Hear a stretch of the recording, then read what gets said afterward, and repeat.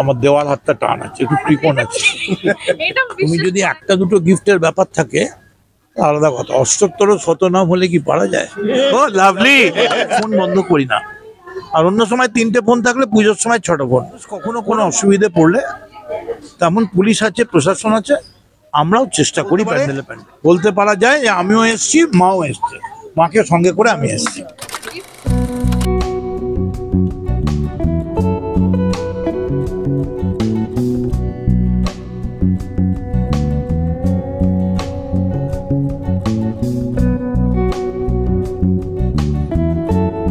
Phone বন্ধ করি না। আর অন্য সময় 3টে ফোন থাকলে পুজোর সময় 6টা ফোন। কোনো মানুষ কখনো কোনো অসুবিধে পড়লে তেমন পুলিশ আছে, প্রশাসন আছে, আমরাও চেষ্টা করি প্যান্ডেলে। একটা বিষয় বলো, একদম ছোটবেলায় নিয়ে যাই, সেই ছোটবেলার স্মৃতিগুলো মনে পড়ে, সেই যে পুজো প্রেম, পুজো প্যান্ডেল, অঞ্জলি দেওয়া, ওই বিষয়গুলো মাথায় আসে এখন? আজকে দিনে দাঁড়িয়ে মিস করো? অ্যাকচুয়ালি শরৎচন্দ্রকে জিজ্ঞেস করেছিল আপনি আত্মজীবনী লিখলেন না কেন? কারণ শরৎচন্দ্র বললেন যে আমি আত্মজীবনী লিখিনি এই কারণ আমি ছোটবেলায় জানতাম না আমি শরৎচন্দ্র হব।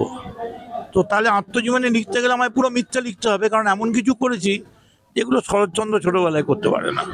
তো সেই কারণে এই ছোটবেলার কথা আমার মনে পড়ে না। এমন কোনো পুজো স্মৃতি যেটা এই মুহূর্তে দর্শকের সঙ্গে ভাগ করতে চাইবে?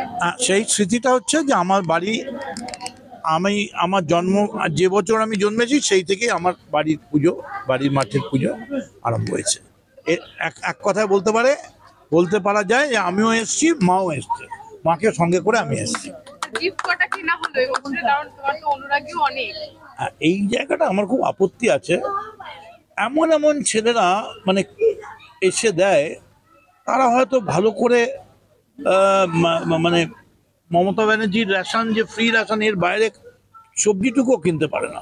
তারাও হাতে একটা গিফট, আমি তাদের খুব বকি, কিন্তু আমি ছুঁড়ে ফেলে দিতে পারি না, কারণ ওই গিফটের মধ্যে ওদের চোখের জল লাগা আছে। তোমার বন্ধুও তো প্রচুর, তাদের জন্য গিফট কেনা হয়েছে? না, আমার দেওয়াল হাতটা টান আছে, একটু কৃপণ আছে। এটা বিশ্বাস করাই যায় না, মদনদার কাছে দেওয়ার হাত টান, এটা তো মানা যায় না।